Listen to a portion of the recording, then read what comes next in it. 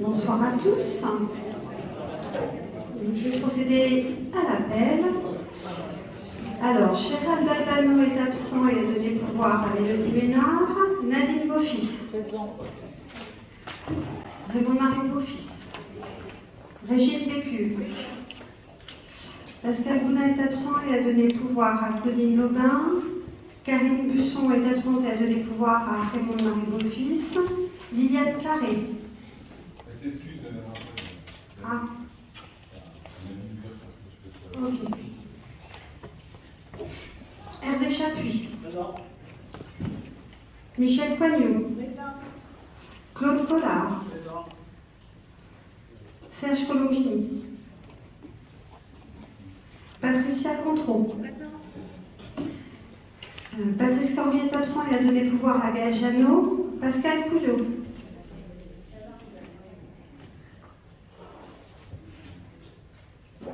Max Davot. Présent. Marie-Hélène Fillier. Éric Fleury. Présent. Annick Fournier. Alors, est absente. Oui, elle s'excuse d'ailleurs, oui. Elle m'a envoyé un message. Alors, Thierry Codin. Jean-Pierre Gérardin. Denis Glaise est absent et a donné pouvoir à Arnaud Xinte. Brigitte Gounod est absente et a donné pouvoir à Reynald Huc. Laurent Grégoire. Présent. Franck Horry. Présent. Reynald Huc. Présent. Yann Humeau. Gaëlle Janot. Pour l'instant, elle est absente et donc elle a levé le pouvoir de Patrice Corby. Alors, Nathalie Jarre. Fabienne Javon. Claudine Lobin. Pascal Lecomte. Présent. Lucille Le Sens. Jean-Christophe Letiers. Présent. Patrice Masse. Présent. Solange Mélin. Présent. Donc, Élodie Ménard présente. Gisèle Mireux. Présent.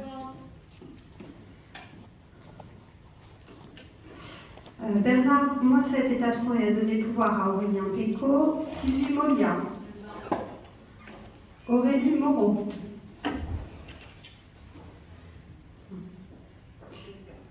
Et donc elle est présente et du coup son pouvoir aussi. Roger Moreau est absent et avait donné pouvoir à Liliane Carré. Donc, hop, pouvoir. Julie Parise. Michel Péchard est absent et a donné pouvoir à Nadine Beaufils. Aurélien Pécaud. Fabien Petit. Karine Poncelet est absente et a donné pouvoir à Michel Coignot.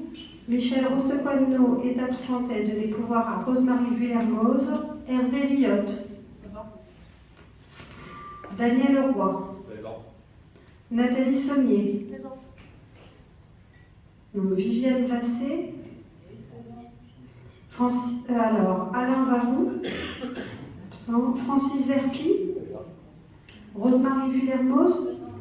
Et Arnaud Xinte. Présent.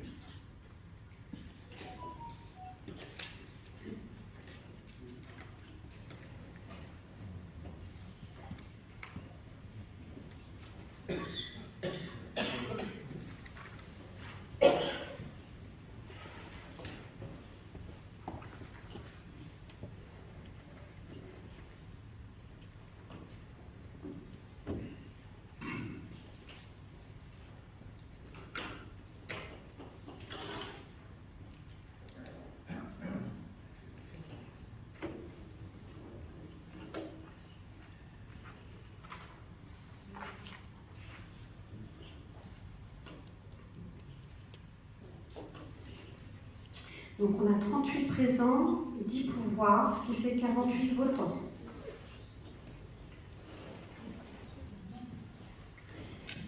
Alors, il me faudrait un secrétaire de séance.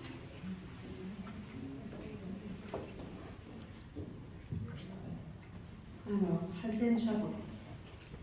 Merci. Excusez-moi, il n'y a pas de retransmission là, sur Facebook, c'est terminé? Non, il y a, je n'ai Ah, aucun pardon, on a pas de aucun réseau. réseau. Donc c'est en train d'enregistrer et puis ce sera mis demain.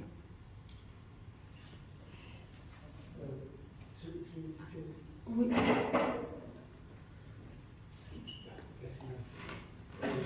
Je voudrais savoir pourquoi, à l'ordre du jour, ne figure pas le PV du conseil précédent. Parce qu'il n'a pas été finalisé et du coup on ne l'a pas proposé au vote ce soir. Alors, je voudrais rappeler une règle du règlement intérieur qui précise qu'à chaque séance, on doit voir le précédent PV et qu'on doit faire une approbation. Je peux vous lire le règlement intérieur si vous voulez.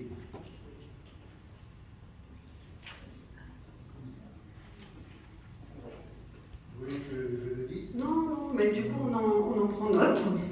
On en prend note. Mais Je vous remercie. c'est pas la première fois. Oui. Ah ouais, on pourra avoir celui qui est avant celui d'avant. Nous allons en effet regarder l'ensemble des procès-verbaux et donc les mettre au vote. Donc là, nous sommes 39 présents, 10 pouvoirs, ce qui fait 49 votants.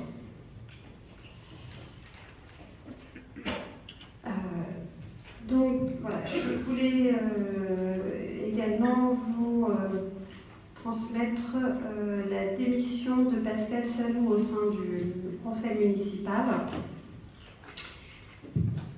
Donc sur les suivants de la liste, donc avait intégré d'office M.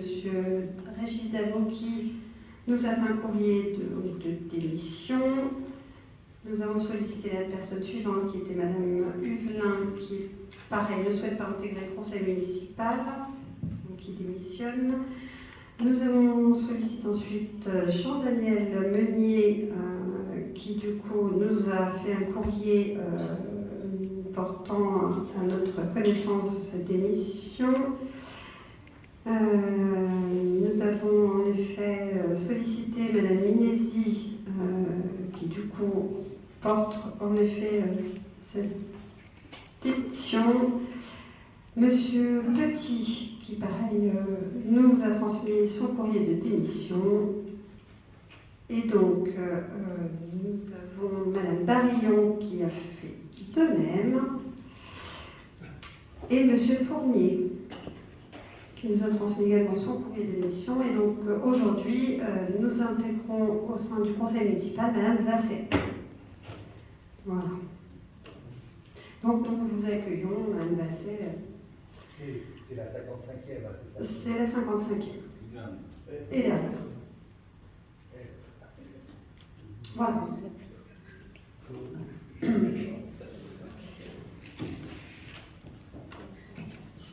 Donc nous allons pouvoir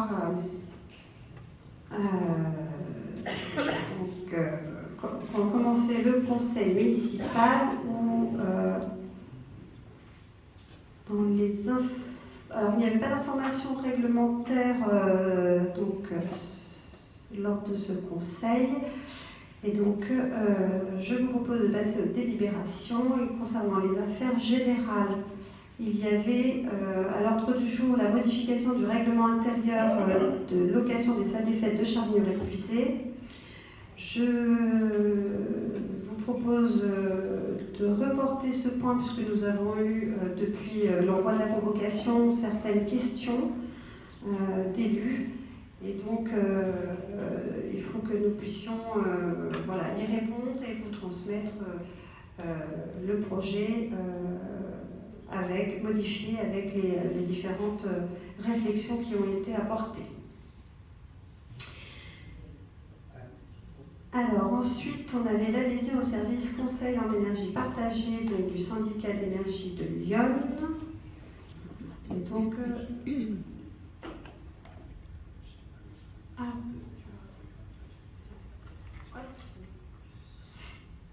je vais passer la parole à Monsieur le Saint. Alors, le syndicat de l'énergie de Lyon propose un certain nombre de services. C'est un service pour lequel nous n'étions pas encore adhérents, qui a pour but de nous aider dans notre démarche d'isolation des différents bâtiments publics. Cette subvention qu'on doit leur verser, cette adhésion, ce prix d'adhésion est en fonction du nombre d'habitants. 0,40 € jusqu'à 2000 et 0,20 au-delà, ce qui fait que l'adhésion nous coûterait un peu moins de 1400 € avec le dernier chiffre INSEE de la population de Charnières épuisée. Avec cette adhésion, nous aurons droit à un certain nombre de services, de diagnostics divers et variés, de priorisation des différents bâtiments à isoler, sachant que ça nous permettra d'avancer en parallèle du réseau de chaleur dont on avait déjà parlé, puisque pour obtenir un certain nombre des subventions du réseau de chaleur, il faut avoir isolé les bâtiments qui vont être desservis par ce réseau de chaleur. Deuxièmement, le décret tertiaire fait que d'ici 2050, on va devoir économiser 50% de l'énergie, des différentes sources d'énergie que nous consommons sur la commune. Et qu'il est toujours bien d'anticiper ça et de ne pas être dernier moment là-dessus. Donc nous proposons d'adhérer à ce service du SDE. Est-ce qu'il y a des questions? Merci, bonsoir à tous. Je voulais poser la question que j'ai déjà posée en commission et je voudrais que chaque élu soit au courant des choses. J'ai fait une réflexion pendant la commission finance en avançant qu'aucun d'élu ici ne nous représente au SD. Donc, je voulais que vous me le confirmiez, s'il vous plaît, aujourd'hui. Alors, nous avons délibéré le 28 septembre 2020. Il y a 2 représentants du conseil municipal, qui est M. Gérardin en tant que titulaire et moi-même en tant que suppléant, au sein de la clé Puiset-Nord. Et donc, au sein de cette clé sont élus des présidents de clé, si je ne me trompe pas, tu compléteras Jean-Pierre, qui font partie du coup du STEP, du conseil du STEP. Alors, bonsoir à toutes et à tous. Au niveau du SDE, je ne participe à rien, je ne suis au courant de rien, on ne m'informe de rien, je ne reçois rien, donc je ne sais pas à quoi, je suis vraiment pris pour un pantin là. Mais bon, je pense que le autour de la table ça doit amuser, bah, pas moi, hein. Parce qu'on parle d'éclairage à LED par exemple, on parle des travaux montés sur le terrain et tout, au courant de rien. Là on parle de ça, les fameux certificats, là, conseiller en énergie partagée. J'ai rien vu passer, on m'a informé de rien, on m'a rien demandé, donc ça sert à rien. Donc, il faut m'enlever cette délégation, ça sert à rien, c'est du cinéma, quoi. Alors, la délibération elle a été transmise au syndicat d'énergie et pour le coup, il faut que je regarde dans les convocations puisque moi je me suis déjà déplacée à la aux réunions de la clé. J'ai été convoqué la première fois quand il y a eu une réunion à laquelle nous étions ensemble, souviens-toi, c'était à Saint-Emplisay, on y était tous les deux, et depuis, plus rien. Et au-delà de ce que fait le SDE en lui-même, ce que fait Charny, c'est autre chose, parce qu'il y a quand même des gens à Charny qui ont dû travailler sur ces dossiers pour l'éclairage à LED, des choses comme ça. J'entends plus parler de rien. J'avais travaillé, avant les élections, j'avais travaillé sur l'installation d'une borne de recharge rapide, par exemple. Il y a tout un dossier qui a été monté. On est arrivé au bout, il n'y a plus rien, il ne se passe rien. Enfin, bon, avec le SD, je ne sais rien, quoi. Peut-être, donc je vais relancer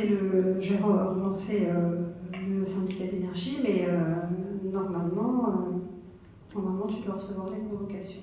De toute façon, on n'a personne au conseil du département OSD, donc Jean-Pierre. Donc, de toute façon, même si vous allez à la clé, Il n'y aura personne au conseil. On n'est pas représenté au comité Voilà, départemental. on n'est pas représenté.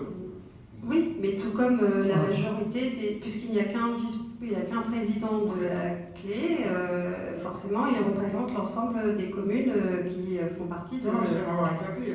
On parle du comité départemental, c'est là que sont validés. Eh bien, ce sont les 14 présidents des clés, plus des délégués...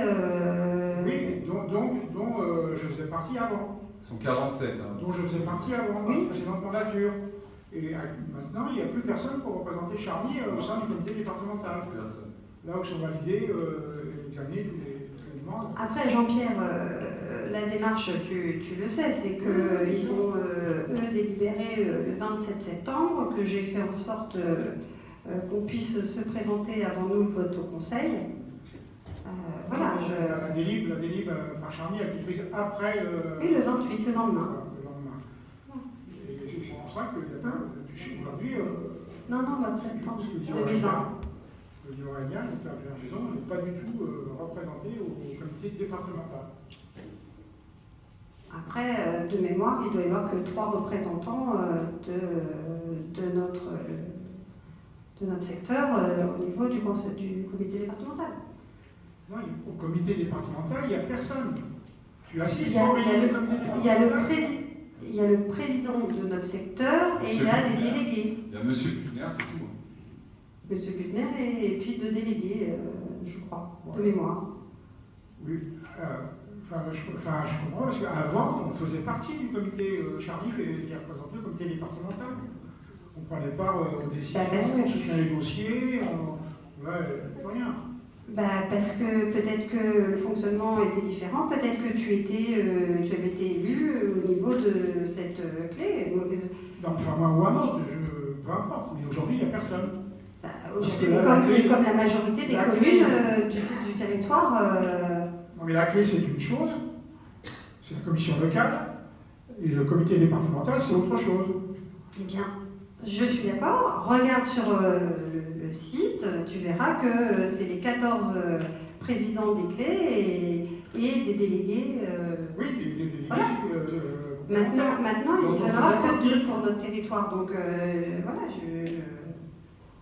Ce qui est dommage, c'est qu'on est la plus grosse commune de la Puy-et-Forterre, la plus grosse contributrice. Et Alors, qu'on c'est n'a pas le même forcément- secteur. Hein. La clé ne représente pas l'ensemble de la commune. En plus, On est une commune de 5000 habitants, c'est une commune de Lyon et on n'est pas représenté au SD.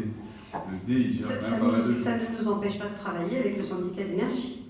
Je dirais qu'on est très souvent en contact, que ce soit pour les bornes de recharge, que ce soit pour l'éclairage public, que ce soit pour les travaux de rénovation énergétique de nos bâtiments. Ça ne nous empêche pas non plus d'être, nous, en lien avec eux. C'est trop tard, on ne peut plus y rentrer. Oui, mais j'entends, donc on va se pencher sur la gouvernance du SD, voir pourquoi on n'y est pas, mais je pense qu'on n'y peut rien, effectivement, pour la fin de la mandature. Pourquoi on n'y va pas, surtout? Oui, et pourquoi tu ne reçois pas les convocations, justement? Mais en effet, au comité, on n'est pas conviés.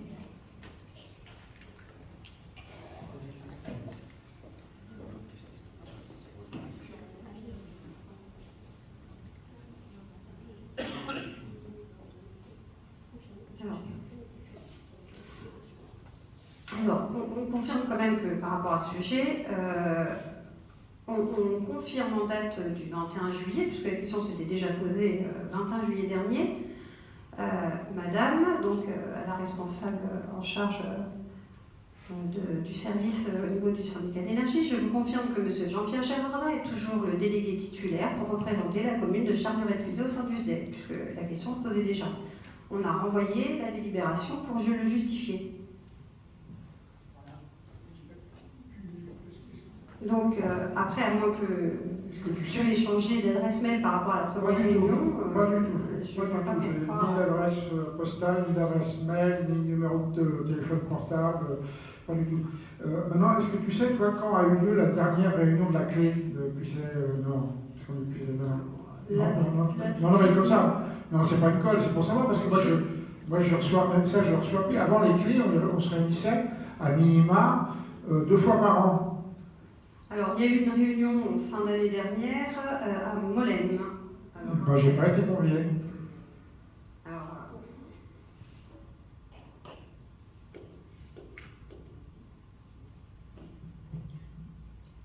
j'essaie de voir si je...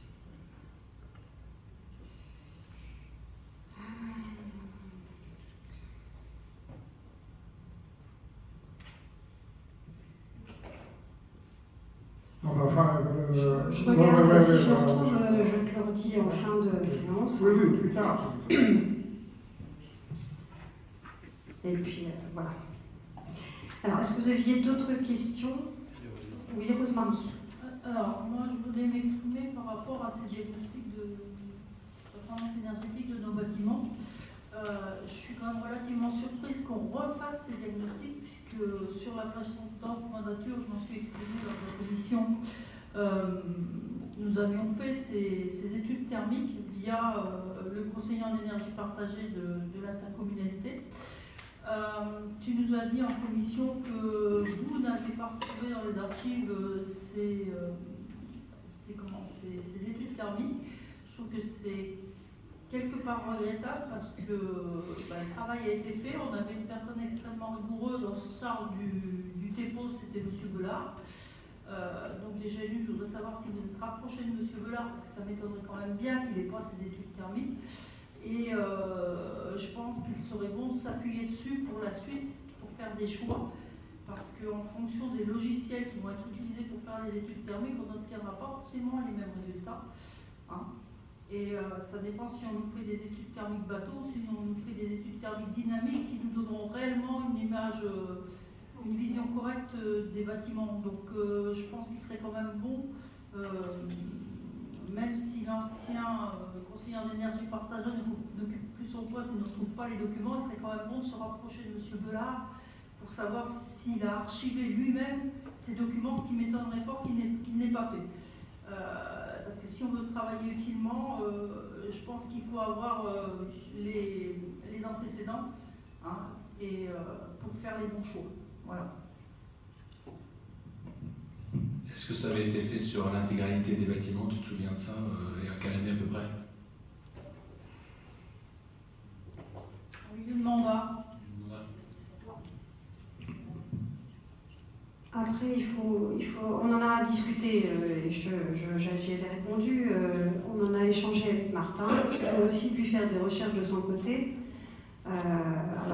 Aujourd'hui, on n'a pas recherché non plus, sinon nous retrouvions tout dossier TEPOS en mairie. Je suis d'accord, c'est pas que je suis d'accord avec toi, vous n'avez pas recherché, ok, mais ça serait peut-être plus facile de s'intéresser directement à la personne qui est en charge du TEPOS. Même si elle n'est plus élue, il a obligatoirement les documents.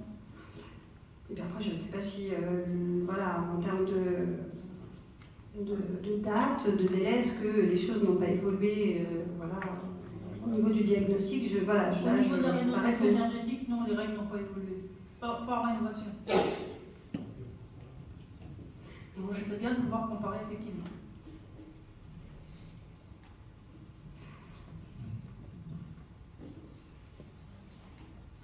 Juste pour répondre du coup à Jean-Pierre, c'était le 29 novembre dernier. Bon, est-ce que vous avez d'autres questions par rapport à cette adhésion? Non? Alors, est-ce qu'il y a des contre? Des abstentions? Je vous remercie. Donc, le point suivant, c'était le versement d'une subvention exceptionnelle donc, du budget principal de la commune à l'établissement public administratif, l'assiette locale.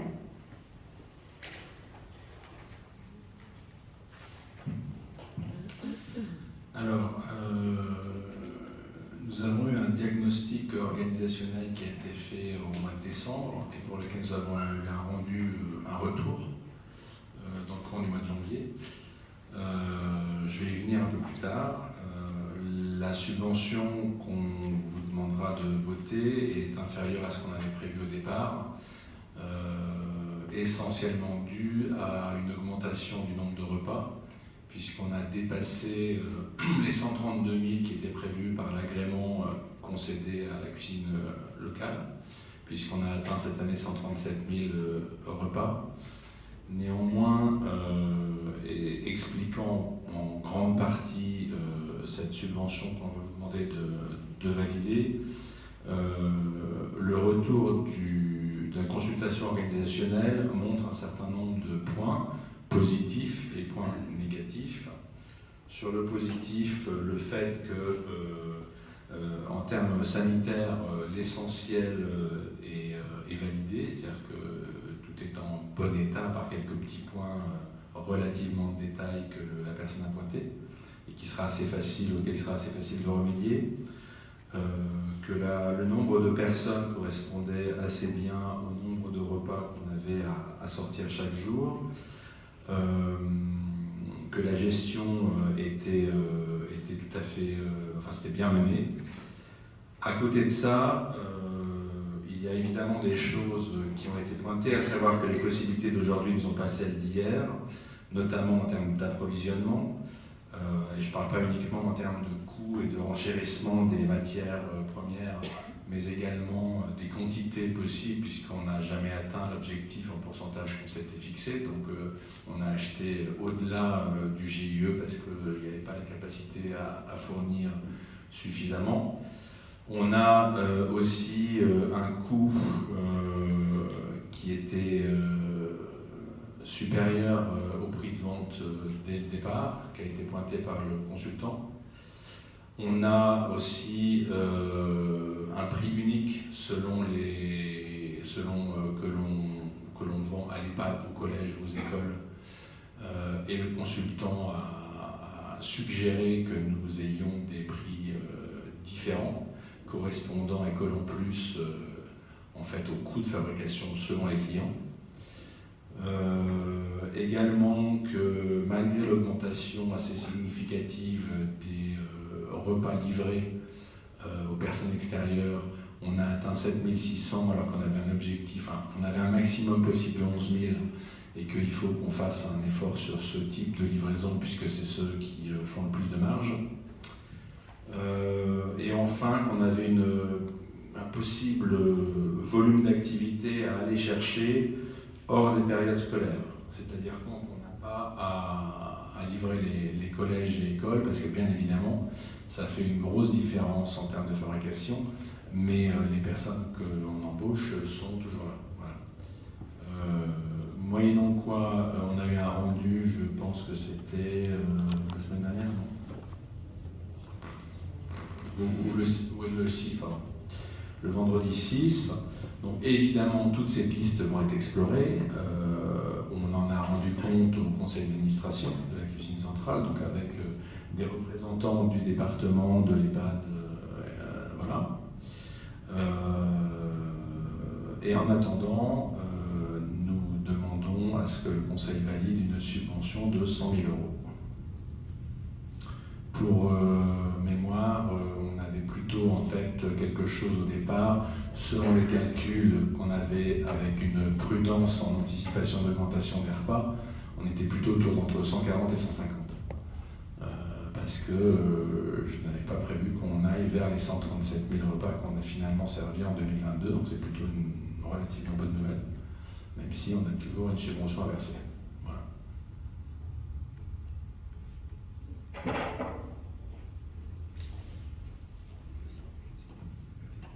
Je trouve dommage qu'on n'ait pas eu l'étude complète. Il y a eu un audit qui a été fait. Là, vous nous demandez de 100 000 €, pourquoi pas 200 000, pourquoi pas 50 000.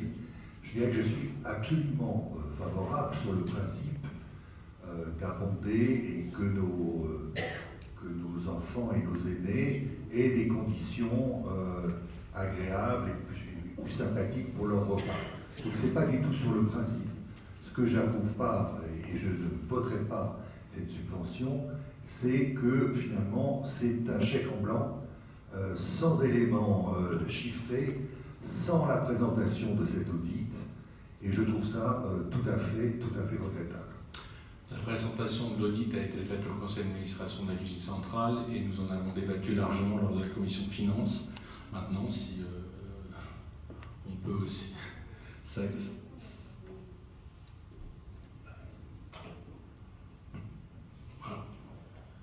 Monsieur Le Thiers. Oui, bonsoir. En effet, la commission finance a eu connaissance de cet audit qui soulève en effet les points que vous avez relatés il y a quelques minutes, et d'autres également. Mais au-delà de tout ça, vous n'avez pas évoqué, Madame le maire, puisque vous êtes également présidente de l'EPA, de l'économie centrale, le fait que vous avez une possibilité, c'est de présenter un plan de redressement clair, net et précis, un objectif, et ne pas peut-être réanalyser ce que l'expert a dit, et de perdre ainsi du temps, et de présenter en fait au conseil une décision de l'EPA qui est claire, nette, et qui permettra au conseil municipal de se prononcer et de valider cette subvention de 100 000 € qui portera à 249 000 € de subvention depuis que nous sommes ici, je crois. Peut-être qu'il faudrait maintenant une vision claire pour l'EPA, qui est un bon outil, c'est souligné dans le rapport. Il y a tout ce qu'il faut pour travailler. Simplement, il y a un problème peut-être d'organisation, de vente, de volume que vous évoquiez, de prix. Il faut maintenant que ce soit très clair. On ne peut pas remettre 100 000 balles aujourd'hui et demain autant. Je vais répondre une première chose avant de passer la parole à Madame le maire, parce que c'est elle que vous interrogez, que vous interpellez, pardon. Néanmoins, ces 100 000 € concernent l'exercice 2022. Nous venons d'avoir le rendu du consultant. Nous allons nous pencher, il ne s'agit pas d'être stricto sensu sur une redondance de ce que le consultant nous a rendu comme conclusion. Il s'agit de s'appuyer dessus pour trouver des solutions. Ce que nous allons faire avec le département, avec les différents acteurs du conseil d'administration qui sont partenaires de cette EPA. Voilà, en attendant, ces 100 000 € concernent l'exercice passé. Donc on ne peut pas, avec une consultation qui vient d'être rendue, refaire le passé. Je passe à Madame. Oui, alors c'était dire que j'allais présenter un plan de redressement, c'est un petit peu compliqué voilà, à ce jour. Qu'il soit après éventuellement proposé, pourquoi pas. J'ai pris en effet la tête de cet établissement public avec ses difficultés. On travaille dessus. Il fallait aussi que le département puisse entendre et le retour. On a fait un premier audit qui voilà, ne leur peut-être pas été assez concluant. On a fait un deuxième audit. Et je dirais que voilà, c'est un sujet qui nous occupe beaucoup. Maintenant, je pense que tout le monde a entendu qu'il y avait un problème aussi de tarification depuis le départ. On a en effet eu voilà, quelques solutions et bien évidemment qu'on va en tenir compte pour pouvoir mettre en œuvre les choses et que ça se pérennise. Oui, si vous permettez, je pense que je me suis mal exprimé. Je pense qu'il faut déjà remettre de l'ordre dans les pas avant de demander, une nouvelle fois, à la municipalité de l'argent. On n'est pas à continuer une prochaine fois. Il n'y a rien que nous. Je ne comprends pas ce que vous ne comprenez pas dans le fait qu'on ne peut pas mettre de l'ordre sur un exercice clos. Je pense que vous avez commandé, que l'EPA a commandé un rapport d'expert. Oui. Je ne suis pas expert en cuisine centrale, monsieur Xinthe. Donc, à partir du moment où on demande à un expert de se prononcer, il l'a fait, apparemment, ça a l'air assez sérieux. Je ne suis pas spécialiste une fois de plus. Et à la fin, il propose des solutions. Voilà. Après, si vous voulez analyser les solutions des experts, moi, pas de problème. Mais les solutions, je pense que ce n'est pas cohérent et ce n'est pas sérieux. Aujourd'hui, un expert propose des... Je pense qu'il y a urgence. Il y a urgence. Après, ça reste de l'argent public, vous avez raison, mais il n'est pas automatique. Alors, donc, il faut faire les choses, commencer par l'EPA, et puis après, vous nous demandez ça. Alors, je vous dis clairement, si à la fois on le passe en conseil municipal, c'est qu'entre l'EPA et la commune, on est intimement liés. Si nous ne réalisons pas cette subvention afin d'équilibrer le budget de l'EPA, on va finir à la Cour des comptes, y compris la commune. C'est ce que j'aimerais éviter. Voilà. Après la prise en charge de ces différents frais, de ces subventions, des dépenses de personnel qui n'avaient pas été prises en compte, ça c'est une négociation qui va avoir lieu avec le département. Quelle est la position du département justement suite à au dernier CA et suite à la lecture de ce rapport? Alors on a tenté de joindre, puisque ça impacte le collège, ça impacte aussi l'EHPAD, hein, ces changements de tarifs. Au niveau du collège, normalement, c'est acté, hein, l'augmentation est actée. En revanche, ça impacte le tarif des repas de l'EHPAD, qui pourrait être un peu plus conséquent. Et là, pour le coup, c'est également le conseil départemental qui fixe les prix de journée. Donc, ils ont un travail à faire.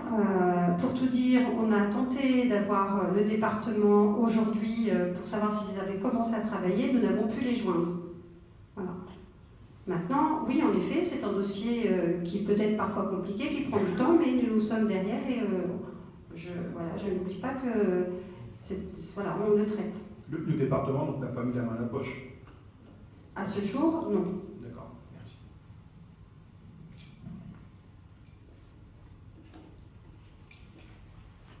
Est-ce qu'il y a d'autres questions? Bon, alors, on va procéder au vote. Qui est contre?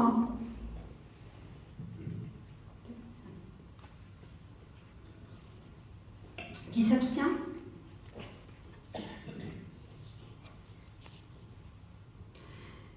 Je vous remercie.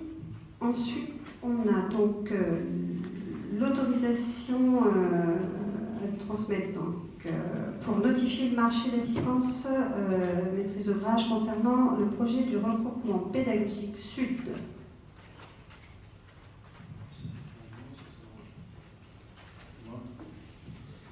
Alors, nous avions lancé un marché avec une échéance qui était au 16 décembre à midi de mémoire. Nous avons eu 8 retraits de dossiers et une entreprise qui a candidaté. Il s'agit à ce stade de la première tranche. Je ne sais pas si on l'a là-dessus.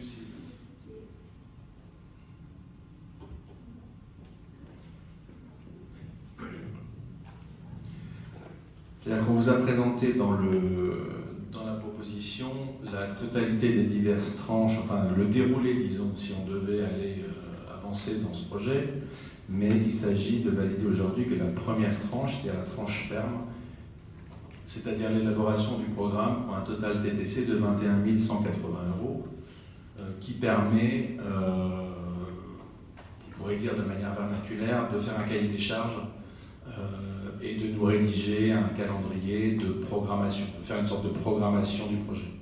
Voilà. L'entreprise qui a candidaté est une filiale de CDC, qui n'est pas la Caisse des dépôts et consignations, mais une entreprise qui a pignon sur rue. Les deux personnes, alors c'est une filiale qui existe depuis quelques années seulement pour répondre à quelques questions posées lors de la commission finances.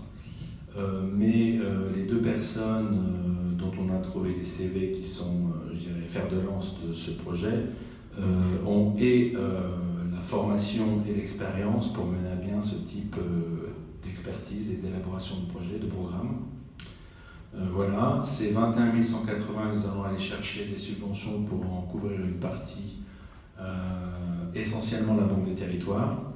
Il me semble que peut-être aussi on peut aller chercher quelque chose du côté de centralité en région, mais comme le RP Sud n'est pas par définition en centralité de chargeur épuisé, c'est pas sûr qu'on puisse avoir quoi que ce soit. Néanmoins, sur les 21 180, je pense qu'il y a une petite quarantaine de pourcents, je ne sais plus combien c'est la Banque des Territoires, c'est 40% je crois. Ça pourrait être 40%, c'est ça. Voilà. C'est ce qu'on va leur demander et on vous le proposera évidemment lors d'un prochain conseil, le plan de financement. Ah oui, pardon. Et en parallèle, bien entendu, il faudra qu'on lance une étude de sol puisque on ne peut pas lancer ce programme sans avoir fait une étude de sol. Cette étude de sol, on ne peut pas la faire après avoir décidé exactement où on va implanter l'école sur le terrain qu'on a identifié. C'est l'étude de sol plutôt qui nous dira est-ce qu'on peut le faire n'importe où sur le terrain ou est-ce qu'on a des contraintes. Voilà. Donc ça va être différents carottages. Bon, je ne suis pas un spécialiste d'études de sol, mais c'est essentiellement fait à partir de carottage sur l'ensemble de la parcelle.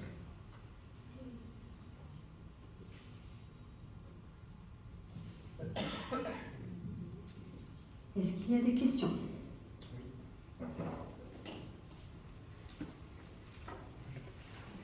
Monsieur le Thiers. Ce projet, je crois qu'il avait été, donc l'école de la RTI Sud, ça date d'il y a quelques années. J'ai entendu comme ça 15 ans, c'est vrai. Ça fait 15 ans qu'on en parle. Oh oui, ça va bien faire ça. Avant la fusion des communes, en fait. Oui. Est-ce que vous C'était pensez... un regroupement pédagogique intercommunal à l'époque. D'accord. Est-ce que vous pensez qu'aujourd'hui, avec la fusion, avec Charny-Lorette-Puisaye, est-ce que c'est quelque chose qui est toujours d'actualité d'avoir un deuxième groupe scolaire alors qu'on investit à Charny avec peut-être des équipements nouveaux, peut-être la piscine, peut-être... voilà, donc est-ce qu'il n'est pas cohérent de regarder autrement, de refaire, de repartir une page blanche pour que Charny-Lorette-Puisaye ait une école qui fonctionne, une belle école, Alors, puisque pensons déjà à celle qui existe actuellement et qui n'est peut-être pas non plus éternelle et qui commence à rencontrer des sérieux problèmes. Est-ce qu'il n'est pas cohérent de regarder autrement les choses 15 ans après? vous envisagez quoi? Une seule et une belle école à Charny-Lorette-Puisaye. Alors, d'une part, j'ai pas qu'une seule école, et puis on n'oublie pas les tranches, hein, on a une école. Sur Charny, alors, ça aurait pu être envisagé, à ce jour, ça ne l'est plus. Voilà, tout simplement parce que, on va dire que le coefficient d'occupation du sol est pratiquement atteint, voilà, sûrement quelques mètres carrés. Parce qu'on a déjà beaucoup d'élèves, peut-être par rapport à nos enseignants pourraient nous le dire, on a eu une ouverture de classe, et qu'on ne pourrait pas accepter 70 élèves du sud du territoire. J'oublie pas qu'il y en a une vingtaine qui sont partis sur Champignelles, qui ont demandé des dérogations. Et après, ça va être aussi en termes de transport scolaire, c'est-à-dire que pour des primaires, il y a en effet un temps limité pour le transport scolaire. Donc après, soit ils mettent un certain nombre de petits bus à disposition, mais pour moi, sur Charny, c'est impossible, je dirais, d'accepter 70 élèves de plus. Après, c'est vous qui le voyez, hein. C'est là où vous voulez mettre le curseur et l'importance de l'enseignement et de l'école pour les enfants de Charny-Lorette-Puisaye.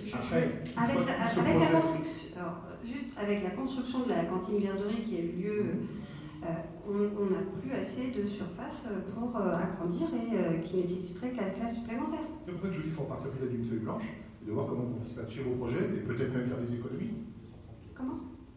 Redispatcher les projets peut-être et faire des économies par rapport au terrain que vous avez disponible. Je vous prépare quelque chose et puis je vous donnerai le prochain conseil. Après, je pense que voilà, qu'on ait une école au nord, une école au sud, et puis voilà, une école. Voilà, après, c'est ne pas déserter non plus la partie sud du territoire.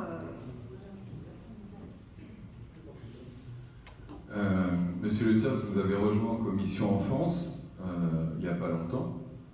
Sachez qu'on est presque à mi-mandat et qu'il y a déjà pas mal de mois, la commission enfance a décidé d'une école à Saint-Martin.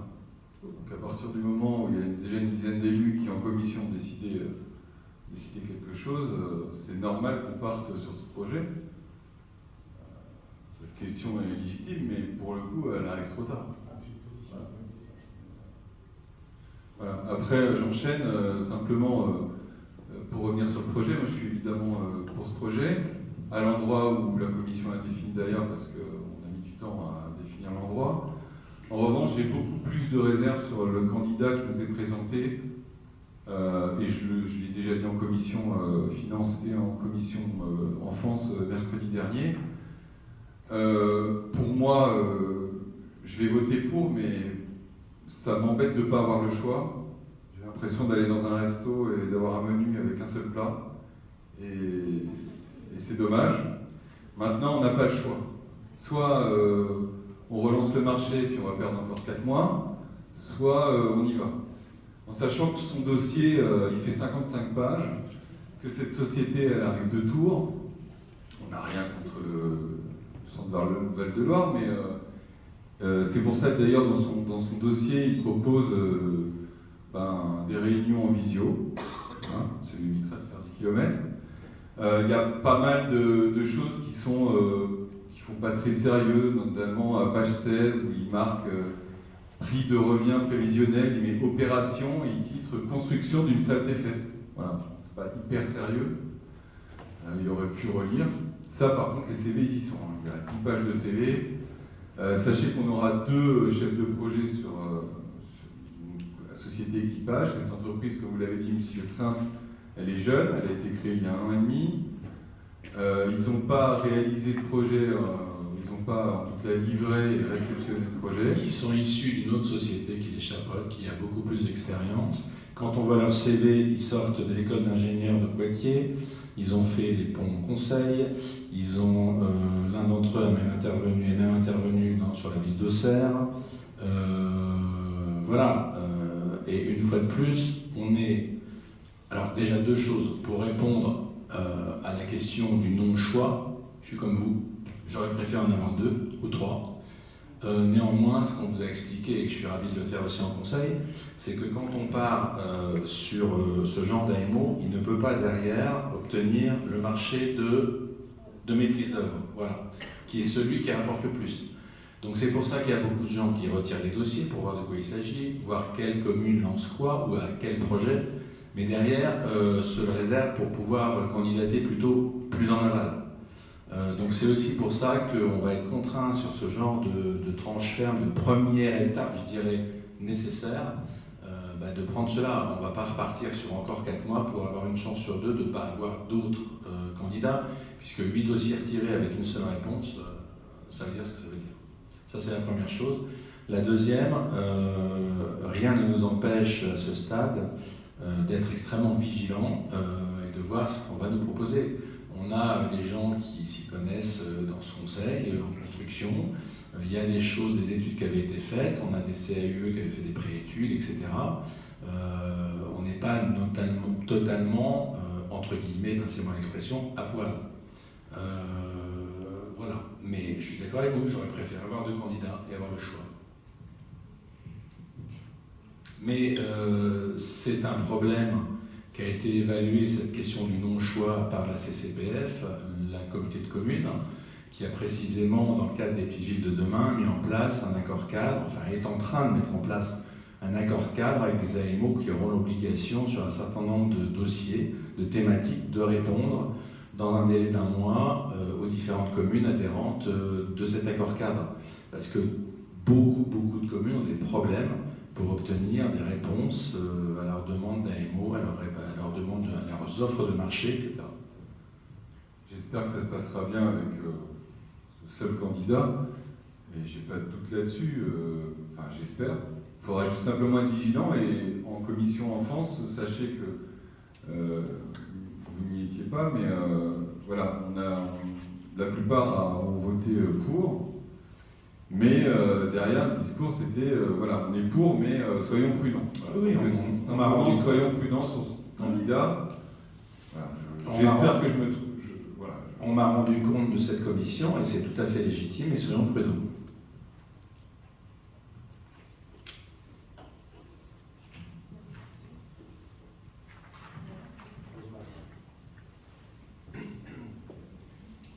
Oui, Rosemarie. Alors, moi je rejoins totalement Aurélien sur le fait qu'il n'est pas normal qu'on ait qu'un seul candidat. J'aimerais préciser quand même que dans la mesure où on fait appel à un AMO, c'est bien parce qu'il a chiffré le volume de cet AMO. Donc effectivement, aujourd'hui, on vote que pour 29 000 €, mais au total, ça va approcher des 80 000 € à la mission d'AMO, parce que de toute façon, il ne faut pas employer le conditionnel. C'est pas si on poursuit, on va poursuivre, c'est clair, nous. Oui. Donc on va s'engager pour une enveloppe de 90 000 € sur l'AMO. Je souhaiterais faire part au Conseil que lors de la commission, ça m'a fortement étonné, j'estime qu'on n'a pas débattu correctement le sujet, puisque aussi bien toi Arnaud que Madame le maire nous avez demandé de nous prononcer uniquement sur l'inscription au budget de la somme de 29 000 € et de ne pas débattre sur le fond et la forme du marché. Donc je pense que c'est pas très correct, parce que quand on est conseiller municipal et qu'on fait partie d'une commission, que ce soit la commission finance ou que ce soit la commission en France, On est là pour débattre d'un sujet et pas uniquement pour l'inscription d'une somme. Non, mais Pas uniquement pour l'instruction d'une somme au budget et pour la faire voter au conseil municipal. Donc j'estime que le débat a été tronqué en commission finance et je trouve que c'est fort regrettable. Je ne suis pas du tout contre ce projet, bien au contraire, puisque je l'ai porté sur le mandat précédent. J'ai voté contre le vote de cette somme pour payer la MO à la commission finance et je vais revoter contre parce que je ne comprends pas et je n'admets pas la façon dont les choses se sont faites. Ça n'est pas à la commission finance que le débat devait avoir lieu, mais à la commission enfance. Si, c'est un ensemble. C'est un ensemble et il faut prendre les idées de partout si on veut avancer et c'est plus que regrettable. Enfin, on en a débattu pendant au moins une demi-heure. Je ne suis absolument pas d'accord sur le Mais fait d'avoir à m'exprimer que sur un montant financier à inscrire dans un budget. Mais Rosemary, le débat est tronqué, mais on n'a pas pu discuter correctement parler ou pas en commission. Rosemary, je n'ai ni clos le débat en commission de finances, mais pas du tout. Ah ben pardon, que toi tu me dises que je suis capable de te verrouiller, ça me fait plaisir, mais je crois pas que ce soit réel. Je ne me suis pas exprimé en commission parce que vous avez demandé à ce que l'on ne s'exprime pas, que l'on vote uniquement sur une somme. Donc je me suis pas exprimé, j'ai voté contre, point barre, c'est tout, et je voterai contre ce soir. Uniquement pour ça. Bah pardon, mais c'est bien la première fois que tu ne t'exprimes pas quand je dis que la commission finance est juste le lieu pour voter la partie finance. Est-ce que les personnes qui étaient présentes en commission finance peuvent confirmer ou pas ce que je viens de dire? Oui, mais parce que sauf qu'on ça n'a pas empêché qu'il y ait des débats, pardon. Ça n'a pas duré 2 minutes, pardon, on est resté une bonne demi-heure là-dessus. Hein. Non. Ah bah si. Non, on a essayé de discuter d'autres sujets. Si, parce que précisément Aurélien a posé les mêmes questions que ce soir, puisqu'il le fait aujourd'hui devant le Conseil, c'est tout à fait légitime. On a parlé justement des études de sol aussi qu'il fallait faire. On a parlé de tout un tas de choses autour. C'est pas vrai, on n'est pas resté 2 minutes juste sur une ligne budgétaire. Moi j'estime que le débat il a été tronqué, que vous n'aviez pas à nous demander cela, c'est tout. Moi je dis, c'est pas vrai, le débat n'a pas été compté, c'est parole contre parole. Voilà. Et surtout, le lendemain en commission enfance, qui a pour but légitimement à aller plus au fond des choses sur le projet lui-même, tout était possible. Hein. Moi je ne pouvais pas être là, pardon, mais voilà, je ne suis pas le vice-président de cette commission-là.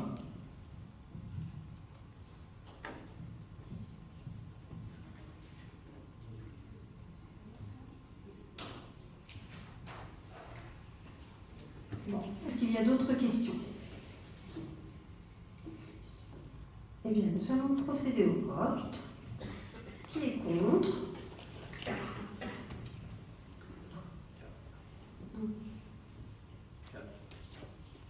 Qui s'abstient? On a 2, Rosemary. Oui.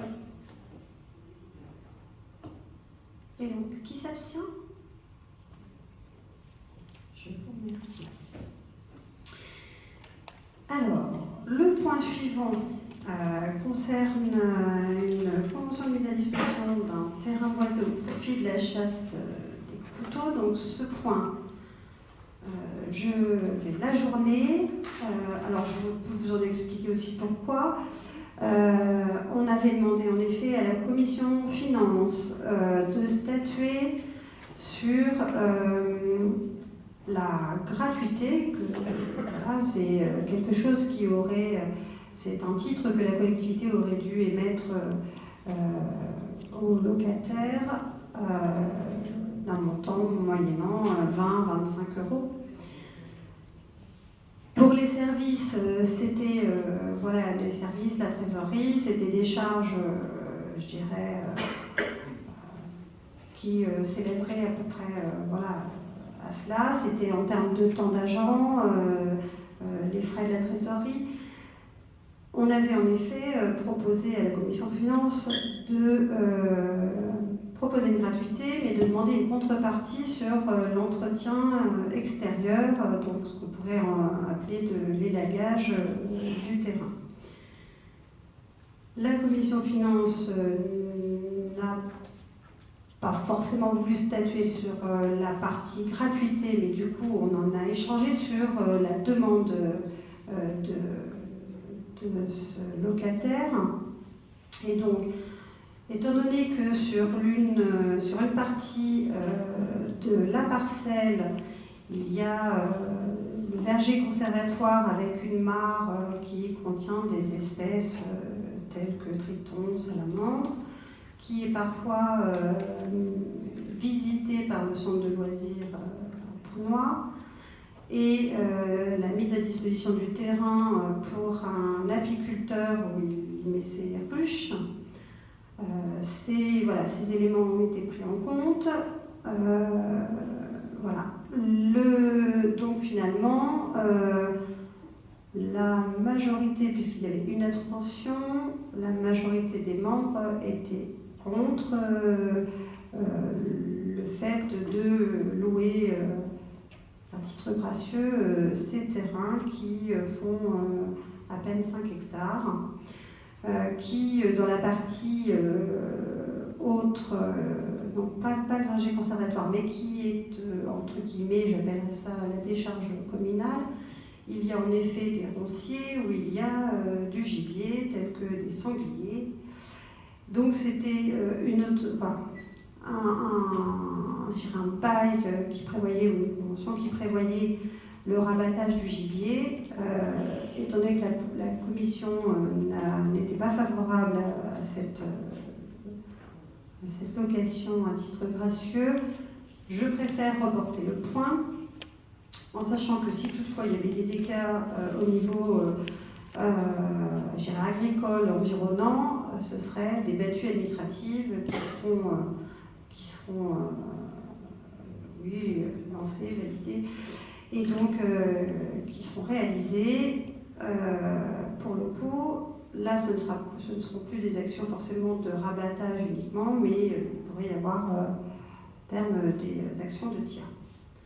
Voilà, donc c'est pour ça que je préférais reporter le cas échéant, et puis nous n'avions pas défini les modalités concernant le centre de loisirs et l'apiculteur.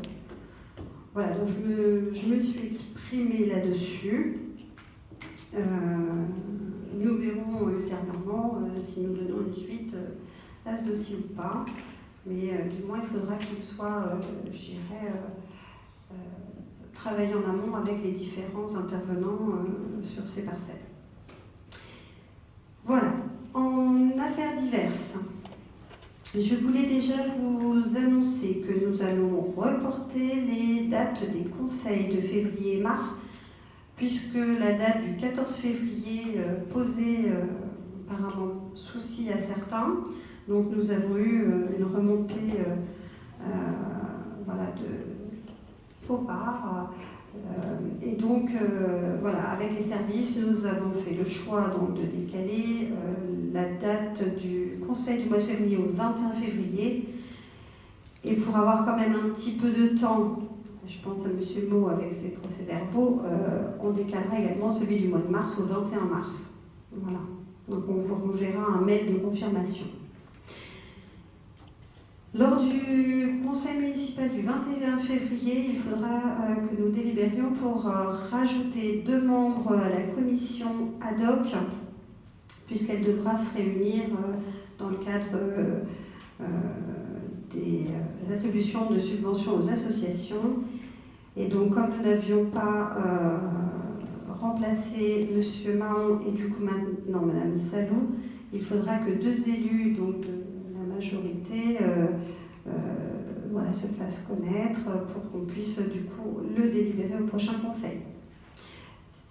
Souhaitez-vous que je redonne les noms des personnes qui font partie de cette commission ad hoc? Bon, allez, je le fais. Donc nous avons Monsieur Le Thiers, nous avons Monsieur Gérardin, Madame Jeannot, Madame Villermoz, et puis nous avons Madame Saulier, Madame Javon, Monsieur Xin, Monsieur Lecomte, Madame Busson, Monsieur Colombini, Monsieur Albano et Monsieur Moissette. Voilà. Je voulais aussi vous annoncer que le Yon Sport Senior aura lieu en mars prochain, donc au gymnase. Et puis, nous attendons un retour du département concernant le Young Tour Sport, puisque nous avons sollicité nos conseillers départementaux afin de, je dirais, appuyer notre demande, hein, puisqu'il y a plusieurs communes qui ont fait la demande. Et donc voilà, maintenant, c'est l'avis des conseillers départementaux qui feront, je dirais, presque la différence.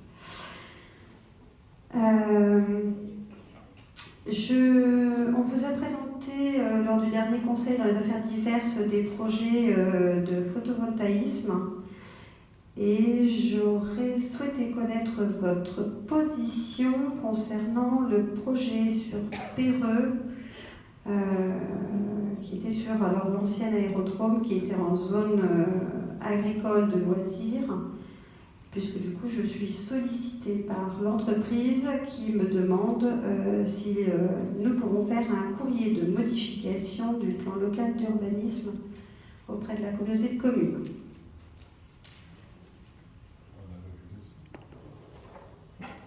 Alors, on vous en avait... Comment voulez-vous qu'on donne un avis sur un dossier qu'on n'a pas vu? Je comprends pas. Alors, on vous avait présenté lors du dernier conseil voilà, les zones, voilà, c'était un projet...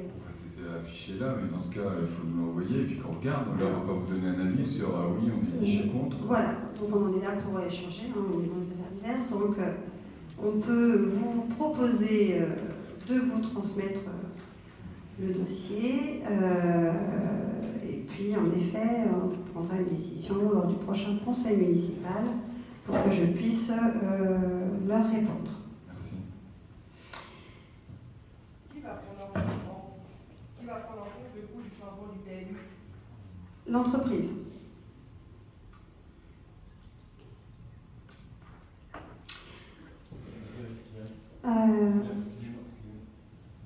Il y a un truc que je comprends pas, parce que là, donc, le PLU, il est modifiable comme ça, alors que en commission enfance-jeunesse, quand il faut modifier pour l'école, c'est pas possible. C'est une demande de modification. Après, de toute façon, ce projet-là, alors elle peut déjà d'une part ne pas aboutir. Deuxièmement, c'est un projet qui est présenté en préfecture avec les différentes instances de l'État, voilà, y compris que ce soit la gendarmerie, l'armée, voilà. Et de toute façon, le projet sera validé ou non par les services de l'État. Et cette société vous a envoyé un dossier complet, ce qu'ils veulent faire Alors j'ai déjà demandé des compléments d'information. Je vais vérifier avec les services pour qu'ils soient peut-être complétés, parce que de mémoire, il me manquait certaines informations. Qu'est-ce que ça apporterait à la commune? On n'a pas vu le dossier, mais ça apporterait quoi à la commune qu'on ait peut-être une petite rémunération annuelle, mais voilà. Après, c'est un projet privé. Moi, je rappelle juste que c'est la dernière zone, une des dernières zones en parcelle agricole de loisirs, hein, parce que sinon on a le centre équestre, on a des centres équestres, on a de Chevillon, on a peut-être, je crois qu'on est parti sur Saint-Martin, et puis je ne sais pas si Cosico n'est pas retenu. Voilà, mais voilà, c'est une zone où peut-être qu'il pourrait y avoir un projet de loisir, mais bon, voilà. Donc je ne veux pas, moi, faire un courrier sur presse personnelle et d'engager la commune sans vous concerter. Donc voilà, en effet, je vous sollicite en ce sens. Donc je vais en effet voir pour qu'on puisse vous transmettre, et puis je vais revoir avec l'entreprise pour éventuellement avoir les compléments d'information.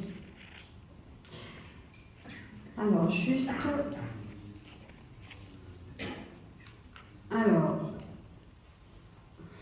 c'est pas bien.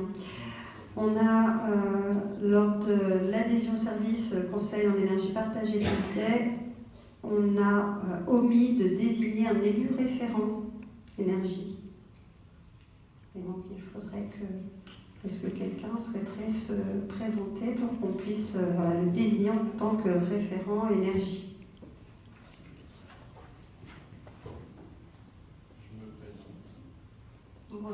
Rosemary? J'ai senti la main se lever. Non, non, pas du tout. Non, c'est bon. On y va comme ça, après ça me donne pas. Non, mais après, si tu veux, il n'y a pas de... Bon, alors du coup, je reprends. Donc, est-ce que vous êtes... Alors, donc, désignation de M. Xint en tant que référent énergie. Est-ce qu'il y a des contre? Des abstentions? Je vous remercie. Et veuillez nous excuser de cette omission. Je voulais aussi... alors, vous signaler, puisque j'ai été contactée voilà, juste avant le conseil municipal, nous avons subi des coupures d'électricité sur une partie du territoire voilà, depuis hier matin. Les agents d'Enedis œuvrent depuis hier 1h du matin. Ils se sont arrêtés hier soir vers 19h30 et ils ont été relayés ce matin par 85 agents de Bourgogne pour pallier en fait au foyer qui n'était plus alimenté, ce qui représente, je crois, à peu près 1000 foyers sur Lyon. Nous, la commune de Charny-Aurait-Puisé était impactée, voilà, à peu près, ça va être 85, entre 85 et 90 foyers. J'ai tout noté hier. Les communes qui étaient impactées, en effet, on avait Charny, on avait surtout Perreux qui était très impacté, on avait un foyer sur Prunois et on avait, ça doit être 11 foyers sur Chevillon. Donc ils sont intervenus aujourd'hui, ils ont voilà, œuvré, tout est apparemment rétabli. Pour ce qui est de la haute tension, je n'ai pas eu de retour sur la basse tension. Ceci étant, on m'a annoncé là ce soir qu'il y aurait une coupure demain de 14h à 18h sur Charny. C'est 54 foyers qui vont être voilà, impactés. Donc on m'a donné, on va faire une publication, mais on m'a dit, donc ce sont les postes de la Basse-Cave, de la Gravière, les Prés-de-Bignon, Sainte-Anne, et donc on m'a dit, je suppose que c'est rue Charles-Lepère, parce qu'on m'a dit Lepère, donc rue Charles-Lepère, au niveau du silo de la gare et la coopérative. Alors je ne sais pas exactement encore où sont situés tous ces postes, mais on va faire une communication puisque ça concerne quand même 54 foyers. Et donc je voulais en effet vous le dire et l'annoncer. Je voulais mettre en avant aussi une jeune, une étudiante de notre territoire qui, vous l'avez peut-être vu dans la presse, alors c'était je crois le mois dernier, elle est médaillée d'or au concours national donc, de piano qui est organisé par l'Union musicale des professeurs européens avec son morceau La Sarabande de Handel. Donc c'est plutôt bien d'avoir quelqu'un qui est médaillé d'or sur notre territoire. Voilà, est-ce que pour les adjoints, vous aviez peut-être pour les dates de commission?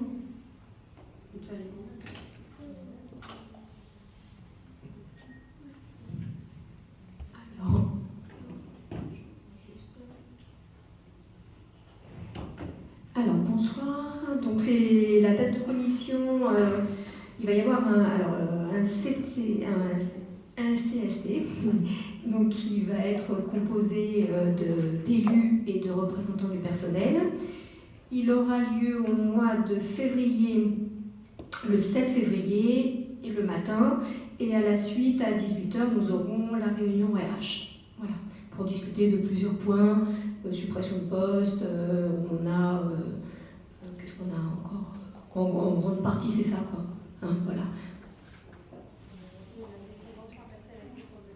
Oui, des conventions aussi à passer avec le centre de gestion. Voilà. Mais donc tout se refera le mardi 7 février. Bonsoir à tous. Concernant la commission communication culture, vous avez dû recevoir aujourd'hui un mail. Donc la réunion donc, se tiendra lundi prochain, donc le 23 à 18h à la salle du conseil. Bonsoir, donc la commission école, enfance et loisirs a eu lieu le 11 janvier. Le gros sujet, bien sûr, vous l'avez compris, c'était l'AMO pour la construction de cette école. Je remercie les personnes qui ont participé de façon efficace et vraiment dans une très bonne entente, j'allais dire, et pour soulever tous les problèmes voilà, qu'on a soulevés. Principalement, nous allons être vigilants sur les phases donc qui pourraient porter un peu à problème, j'allais dire. Par exemple, la communication que nous souhaitons avec l'entreprise Équipage, ne souhaitant pas une communication uniquement par visio, mais nous voulons aussi du présentiel. Nous avons parlé des tranches de ferme et des tranches optionnelles, en soulevant le problème que dans les tranches optionnelles, on ne sait pas si des personnes, des personnes seraient aptes, j'allais dire, à mener toute la tranche. Donc voilà, nous étions interrogés. Et puis nous avons décidé de faire une sorte de colonne vertébrale du projet pour ne pas partir sur quelque chose de flou et de vraiment bien cibler ce qu'on voudra comme type de construction, comme par exemple, est-ce qu'on choisit un bâtiment à énergie positive, voilà, les réunions qu'on fera avec tous les acteurs qui seront concernés par cette construction. Voilà. Ensuite, nous avons parlé des travaux réalisés dans les écoles, en notant une amélioration quand même et le règlement de nombre de travaux qui traînaient depuis des années. Donc ça, c'est plutôt bien. Il y a encore des choses à faire, mais voilà, on y veille. D'autant plus que je vais prochainement voir Monsieur Petit, donc le responsable des services techniques, pour mettre au point voilà, j'allais dire un dialogue efficace et constructif pour régler certains problèmes qui restent encore. Et puis au sujet de la végétalisation des cours d'école, donc nous avons rendez-vous prochainement avec une mairie qui travaille sur ce sujet pour échanger et enrichir nos idées pour pouvoir voilà, en parler après dans le groupe. Voilà, je vous remercie.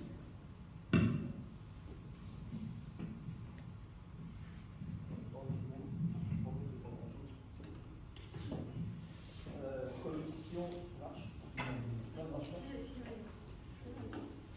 Vous entendez là?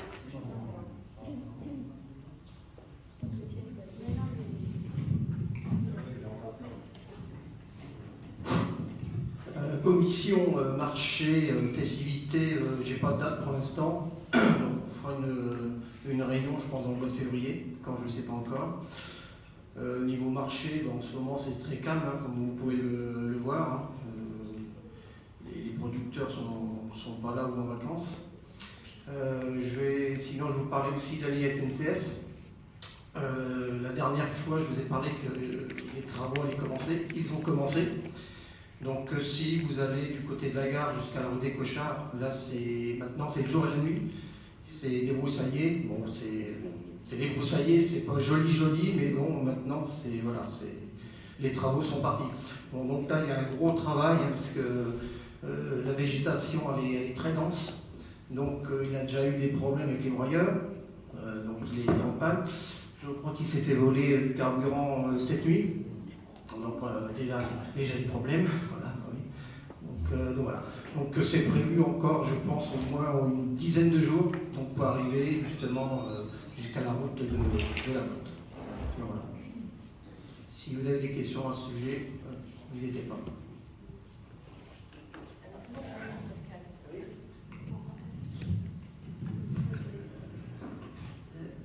Oui, alors j'en ai une parce que je suis concernée. Ils vont jusqu'où? Parce que moi je m'aperçois qu'ils font la ligne SNCF-Phocéenne, mais derrière les murs de nos maisons, il reste des arbres. Ils vont les faire ou pas? Le long de ton mur derrière? C'est pas moi, c'est le mur des maisons. Il y a encore des arbres qui restent. Est-ce qu'ils descendent jusque-là ou pas? Normalement, il n'y a pas que moi, hein, c'est toute la ligne. Ouais. Normalement, ils vont débroussailler de 5 mètres de part et d'autre. D'accord. Non, normalement, mais j'irai voir pour exactement. J'irai voir aussi. Merci.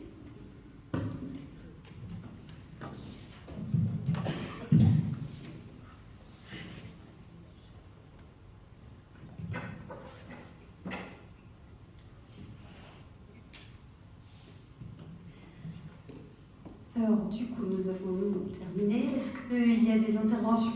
Moi, j'avais une petite question. Vous aimez sûrement beaucoup les fêtes de Noël. Je constate que les décorations sont encore toutes allumées dans Charny. Alors, on nous dit partout de faire des économies d'énergie, puis nous, on éclaire à plein feu. Je voulais savoir si c'était prévu d'éteindre éventuellement les décorations de Noël 15 jours après les fêtes, 17 jours. Alors, je dirais que les décorations sont des LED, c'est pas ce qui consomme le plus. Mais je suis d'accord qu'il faut faire des économies et je le dis assez souvent. Ceci étant, on s'était aussi entendu avec Monsieur Petit, notre responsable des services techniques, que nous allions les retirer tous en même temps avec la nacelle. Voilà, c'est-à-dire que la nacelle serait pendant une semaine, voire 10 jours mobilisée par rapport à cela. Et donc on voulait aussi que les décorations restent le temps, on va dire, des vœux dans les communes déléguées et qu'elles soient retirées en même temps que les décorations de Noël dans les communes. En effet, ça se fait au fur et à mesure. Normalement, il est prévu qu'à partir de lundi, alors tout dépend aussi du vent, parce que la nacelle ne peut pas fonctionner s'il y a du vent. Mais normalement, à partir du lundi 23, la majorité des vœux auront eu lieu et donc les décorations qui sont branchées sur l'éclairage public seront retirées. Voilà. Et en attendant, alors avant là, les derniers jours de vent, la nacelle était utilisée pour l'élagage des arbres. Après, le traîneau et les rênes, il n'y a pas besoin de nacelle, débrancher et puis ça ne s'éclaire plus. Enfin, je ne suis pas technique, mais... Le traîneau est débranché. Le traîneau est débranché. Et ça, le traîneau est débranché. Je peux passer ça. Ouais. Je sais pas. Ah, ouais. Merci pour votre réponse. J'ai une question pour Nathalie. À propos qui est un peu pas de communication, mais sur ce qui est ramassage des ordures ou tri, j'ai vu dans la presse qu'on allait avoir des composteurs. Alors qu'est-ce qui se passe là-dessus? Ils vont vous être proposés, imposés, comment ça se passe? Alors, au niveau donc, des composteurs, le service déchets propose des composteurs à l'ensemble des foyers de Puisaye-Forterre. Donc, si vous souhaitez avoir un composteur, c'est désormais payant. Non, c'est le nouveau composteur est payant. Non, ils vont être obligatoires. On va proposer qu'à partir de 2024, ils sont obligatoires. Alors, j'ai du mal à pouvoir le penser. Alors après, ça n'a pas du tout été évoqué dans aucune commission déchets, ni là, on n'a pas reçu non plus de mail. Alors peut-être dans certains, peut-être l'ensemble des collectivités de France n'a pas mis en place le ramassage de biodéchets ou de mise en place de stations de compostage au sein de leur collectivité. Il se peut que celles qui mettent en place à présent la collecte de biodéchets ou la mise en place de composteurs imposent les composteurs à ces foyers. Nous, à l'heure actuelle, j'en ai pas entendu parler. Je me renseignerai auprès du service déchets demain, oui. Et puis je reviendrai vers vous. Après, ce qui était pratiqué jusque-là, c'est que le premier équipement, donc si vous avez une poubelle, elle est mise, voilà, elle vous est attribuée à titre gracieux, et que si vous vouliez un équipement supplémentaire, par exemple un composteur, vous deviez régler. Maintenant, je ne sais plus les tarifs, j'aurais dit 40 €, mais j'ai plus en tête. 80. Ah oui, ils ont monté. Avant, ça devait être 40. C'était 40, c'est passé à 80 afin d'éviter la revente, puisque les composteurs étaient livrés, et pour éviter que les gens, en fait, au lieu d'utiliser les composteurs, les revendent au prix du marché, 100, 120, voilà, puisque ce sont des composteurs qui sont proposés de 600 litres.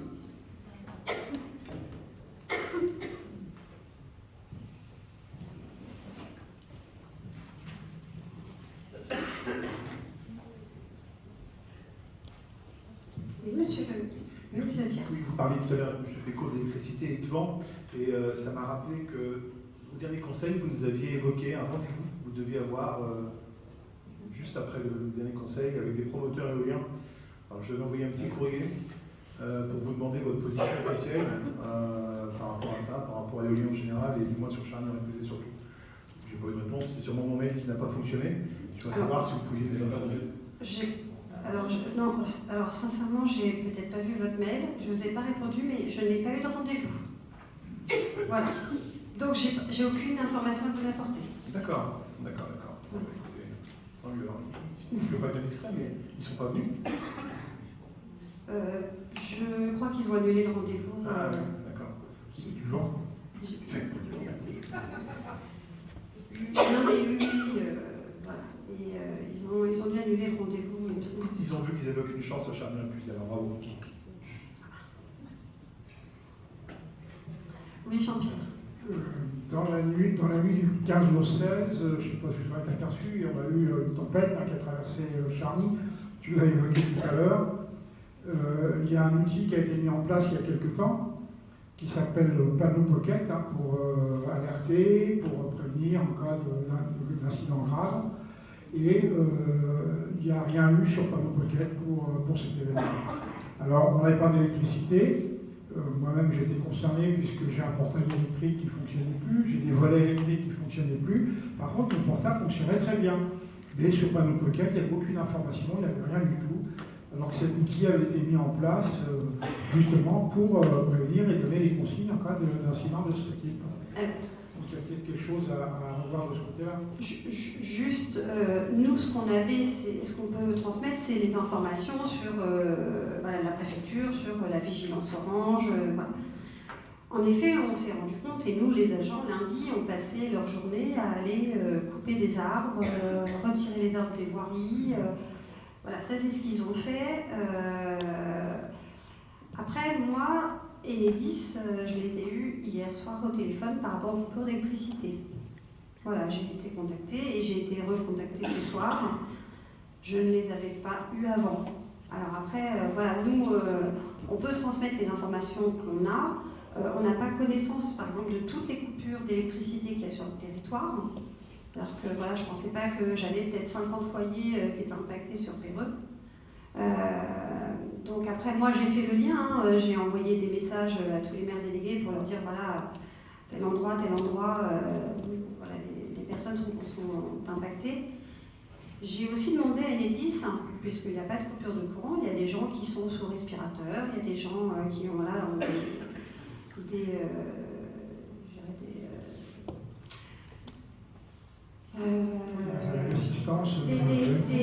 des soucis médicaux, voilà, et avec des nécessités vitales. Je leur ai demandé s'ils avaient connaissance des personnes qui se seraient recensées afin qu'on puisse aller éventuellement les visiter. Parce que c'est sûr que la personne qui va être à l'agonie, si elle n'a pas d'électricité, si son portable n'est pas chargé, elle va être compliquée. Alors, on m'a dit, en effet, de contacter l'ARS parce que Enedis n'a pas la liste des personnes. Je dirais que ce sont des données confidentielles. Hier soir, 19h30, je n'ai pas réussi à avoir l'ARS. Donc, je n'ai pas pu transmettre l'information aux élus.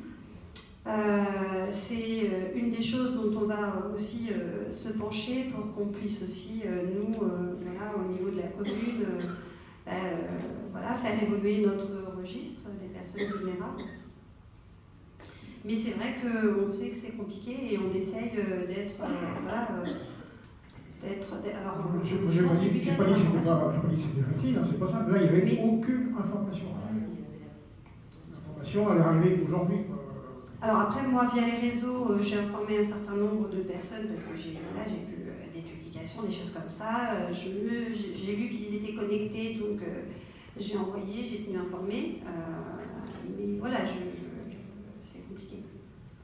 Alors tout le monde, on est aussi, tout le monde n'a pas de portable, tout le monde n'a pas...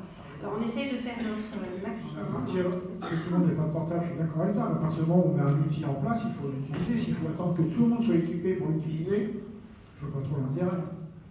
Alors là, autant pour moi, hier soir, en tout cas, quand j'ai eu l'information à 19h30, je n'ai pas non plus, j'avais un rendez-vous et donc je n'ai pas eu le temps matériel ni de prévoir une communication auprès de l'agent qui n'est plus en travail non plus. J'ai plus de personnes, mais j'ai peut-être voir des consignes et puis des procédures. On prend note, après, il n'y a pas de... Je conçois que pour pouvoir progresser, il faut aussi...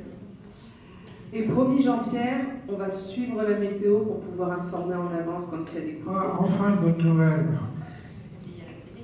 À la fois, il y a des personnes qui nous la donnent, la météo. On ne va pas se substituer à tout le monde, mais en cas de... Non, mais on suivra pour pouvoir mettre les infos sur panneau pocket et Facebook. Pas de problème. Non, mais c'est un minimum. Non, mais ça ne veut pas aller dans le détail, mais un minimum. Moi, j'ai des gens qui sont des voisins qui sont venus voir en me disant mais qu'est-ce qui se passe alors que tout le monde a vu le vent qui soufflait, les arbres qui pliaient, et qui viennent, mais qu'est-ce qui se passe? Comment ça se fait qu'on n'a plus d'électricité?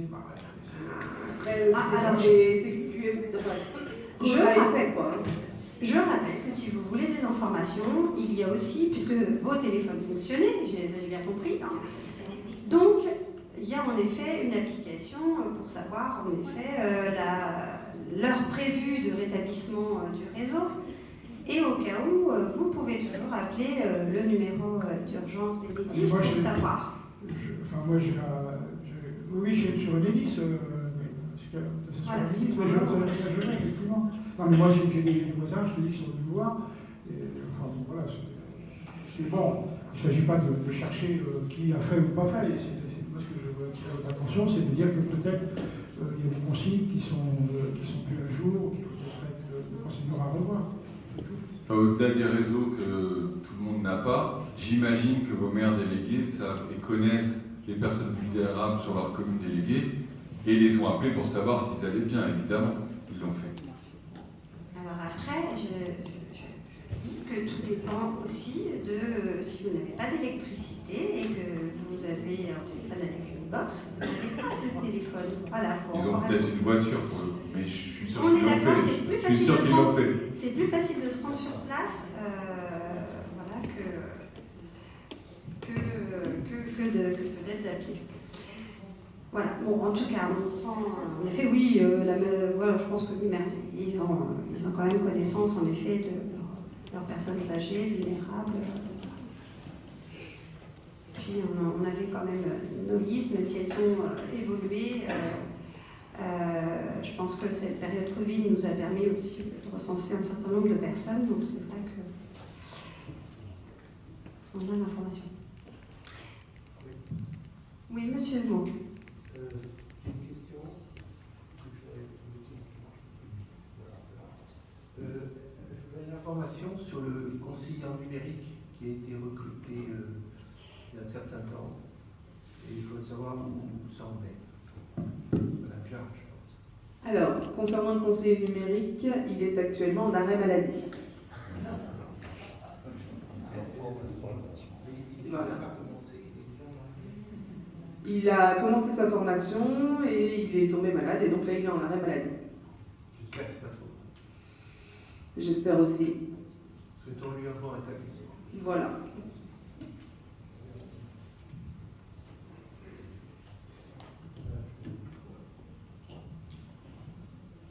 Je voulais simplement dire que au début du conseil, vous avez quand même dit que vous ne pouviez pas retransmettre le conseil parce que vous n'aviez pas de réseau. Je trouve ça d'un mépris incroyable envers les personnes qui d'habitude le suivent. Vous pourrez signaler à votre agent en charge de la communication que les partages de connexion, ça existe, parce qu'en fait, on a tous un téléphone, on a tous du réseau. Donc, je suis assez surpris que vous n'en ayez pas. Alors, franchement, les partages de connexion, ça marche aussi. Et surtout, on a une box avec du Wi-Fi ici. Hein. Donc, ce serait peut-être bien la prochaine fois de prendre le code. Voilà. C'est fou.